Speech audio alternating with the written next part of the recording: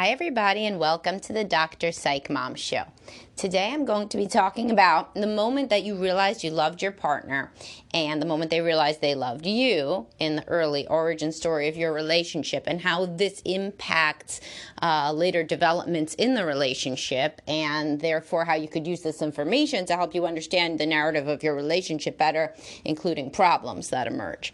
So before we get to this, though, please do subscribe. I have about over 30 paid episodes, including the most recent ones on couples and money, when men let themselves go, and of course, oral sex on women.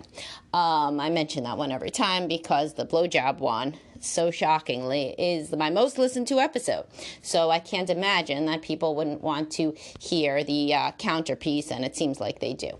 Anyhow, so we're going to be talking about the moment that you realize that you loved your partner. So why don't you go back and think about what this is, and think about the one that is the corollary for your partner. When was the moment that they realized they loved you? Now, if you've never asked that, this is a good question to provoke discussion.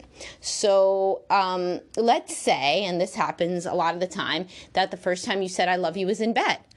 Well, the first time you said I love you was in bed. If you want to be logical instead of just idealistic, you can imagine that the partner who first said I love you in bed has a physical touch love language. And while they may have been building up to saying I love you before, and they may have felt it growing, the moment that tipped the balance or that made them feel vulnerable enough to share was during sex or after sex. So what you can imagine then is that later on, if you tell yourself that you didn't understand how important physical touch was to your partner or why they would be upset if the sex life has deteriorated, then you're fooling yourself. You knew it all along, really, because that was the moment at which they felt most vulnerable and most close, even in the very beginning of the relationship.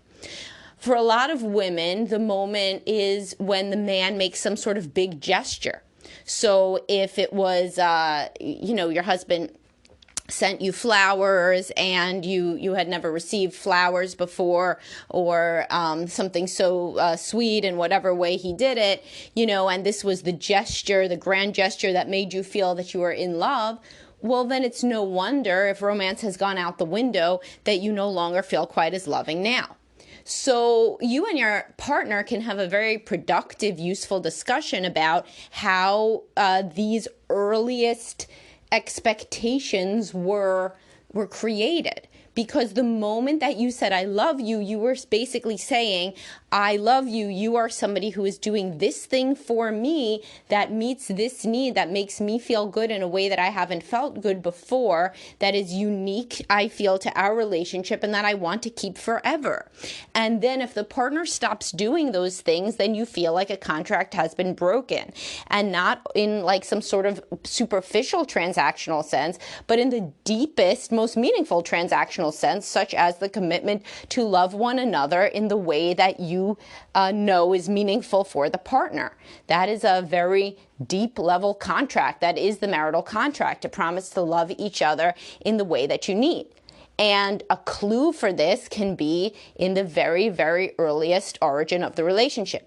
Now, there are other ways that the origin of the relationship, that story, can be very useful. Even the first date, when people tell me what they first thought about their partner on their first date, that could be extremely informative, because that is when you aren't really trying to create a story in your head yet. You are just focusing on observing whatever is salient to you. So a man that thought, oh my God, she's so hot, guess what is going to be important to him? It's going to be important to him, that physical, sexual spark, that connection.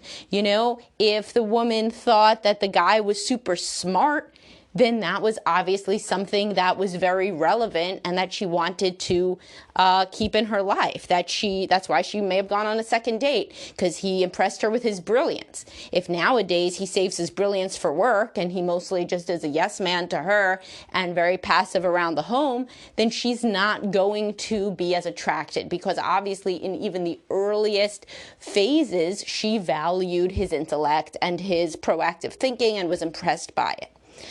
So you got to think deeply about your expectations for your partner now also, and if they even have anything to do with things that you valued early on, because if not, then you're really kind of barking up the wrong tree and you're self-sabotaging. So if on the very, and I tell this to women all the time who say that men don't take care of them. If the first date involved him showing up, blowing in there 15 minutes late, he barely knew what to order off the menu. You thought it was so cute. You had been to the restaurant before. You had pretty much, if you think about it, told him even how to take the subway to get to the damn date. And then he shows up absent-minded, and you just think it's cute. And then you're talking, and it turns out he didn't even know that, let's say, you have to renew a driver's license. And or seriously, people tell me shit like this that happens on the first date. Or you had talked to him, and he didn't understand people go to yearly physicals, or ever get their teeth looked at after they're a boy, or whatever. And your early relationship was you basically taking care of him in a maternal way that obviously fulfilled a need for you at that time. Then how in the hell are you expecting this man to just quote unquote grow up? He was grown. Unless you met him when he was 12, he was grown. And he was pretty absent-minded, and flaky. And you fell in love with that guy. And then you expect that after you have kids, he's going to change. He's not going to change, just like you didn't really change. You were super responsible at first, and then you became even more responsible. He's completely irresponsible. I'm sure he got a little better, but he's still in the irresponsible domain. And if you go back and you realize, well, shit, I guess he was always that way, it can help clear up a lot of resentment and bitterness that somehow this is not what you signed up for. Well, it is.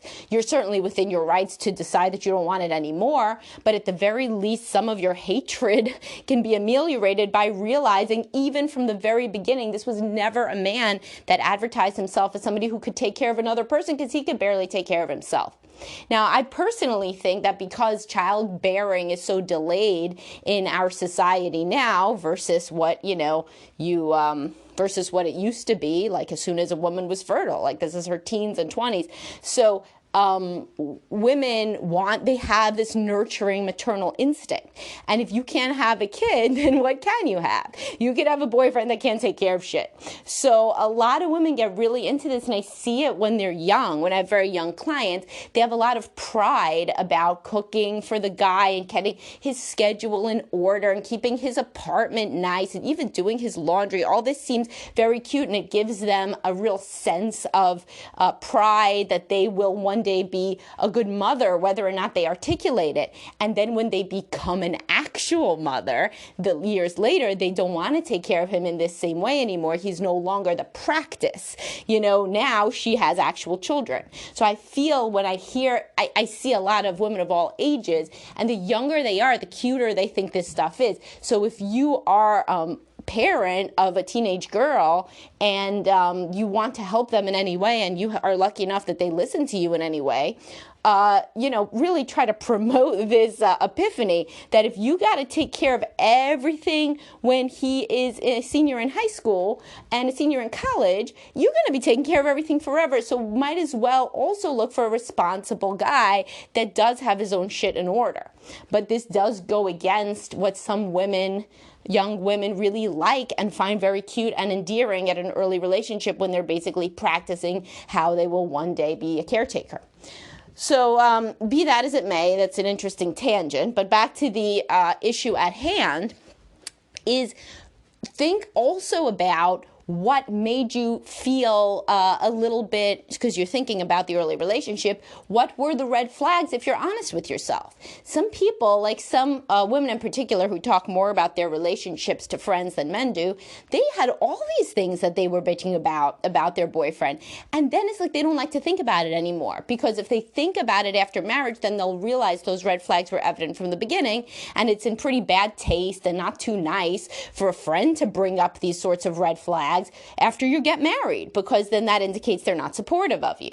So, it's rare that a friend will, you'll say, for example, my husband cheated on me, and your girlfriend will be like, yeah, girl, but he did that like all through college. So, instead she's just going to be like, oh my God, he's such a prick. But if he was doing that all through college, then kind of you knew what you were getting into. This doesn't mean that he's a good guy for doing it, but it means that more productively your work needs to focus on why you put up with it then. why you've always been putting up with it, versus in some way saying that there's some big change that is shocking and heartbreaking. There isn't. There's what you need to think about is why you allowed this stuff to go on right from the beginning, which is usually situated in family of origin issues and seeing one parent treat another parent poorly. Similarly, in my usual turn of topic, when men say that that their wife doesn't like sex, but she used to.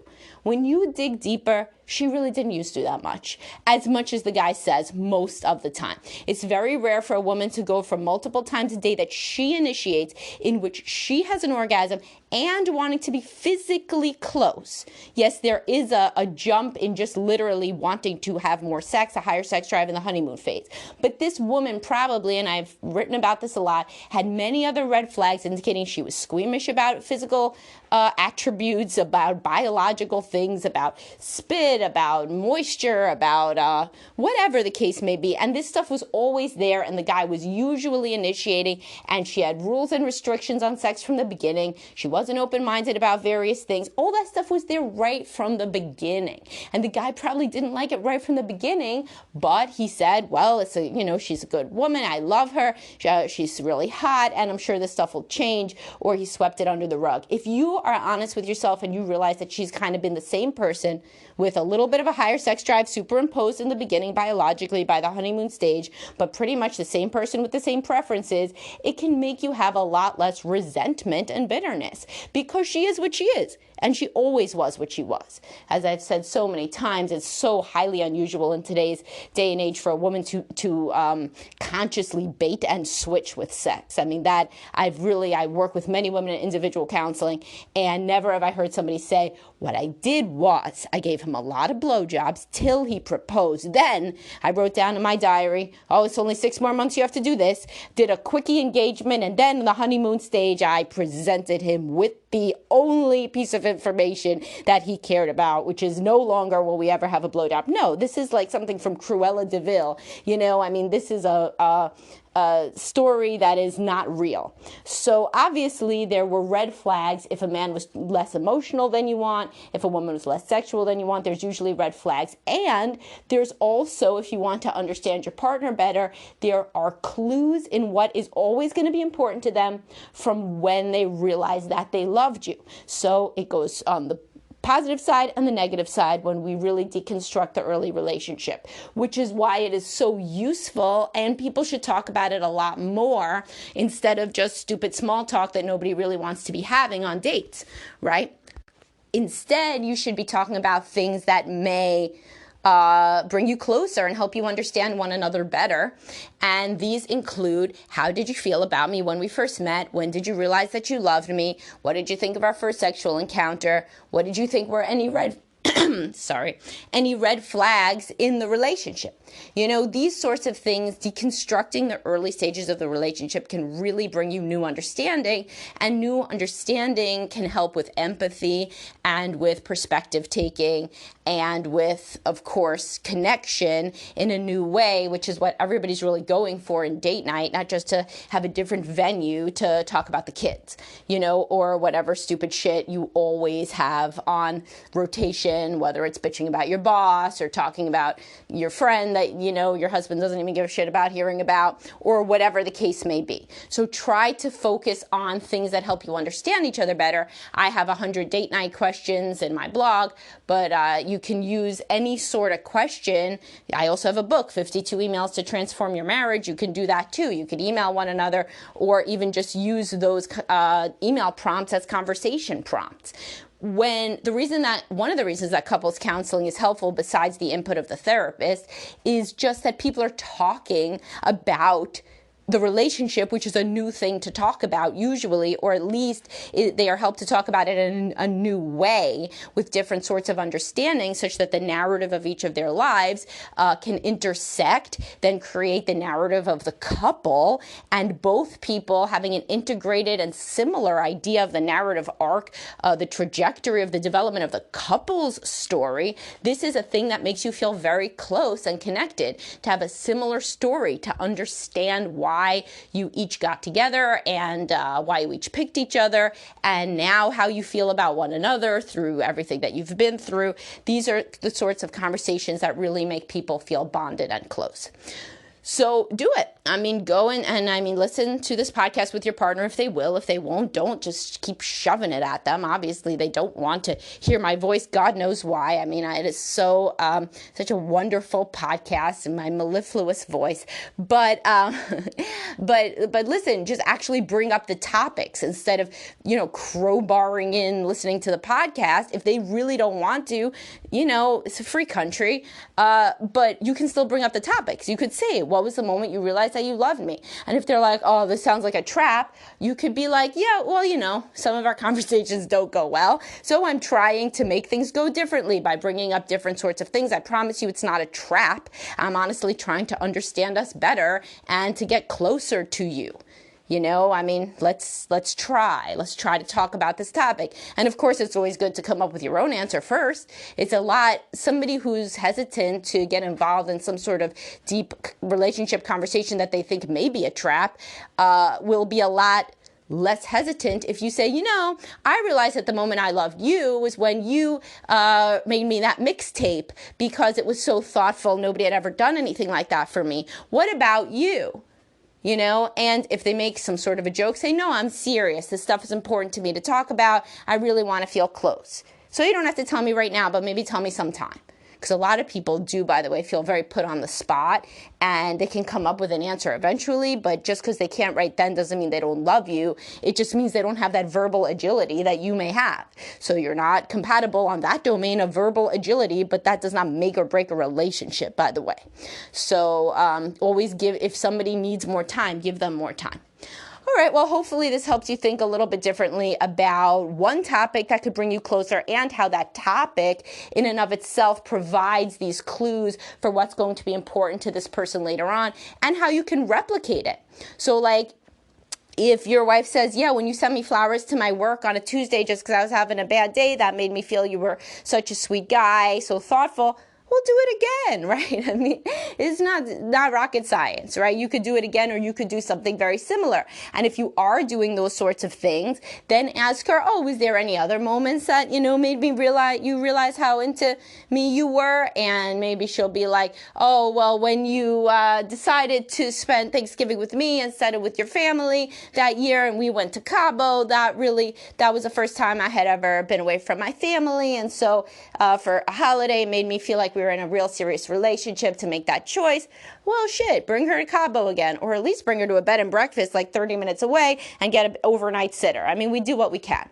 So, you know what I mean? And again, do this in the inverse. If your husband says it's how hot you were, how great sex was, how close and connected he felt, how understood he felt, well, then just try to be nice and sweet and sexual again.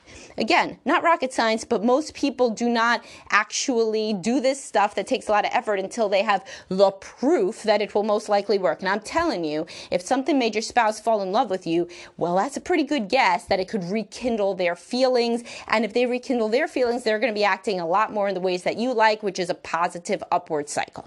All right. I was going to say good work, guys, because I say that at the end of some of my sessions when people do good work, but nobody's in this room. So I did good work. Good work to me. And I'll talk to everybody soon.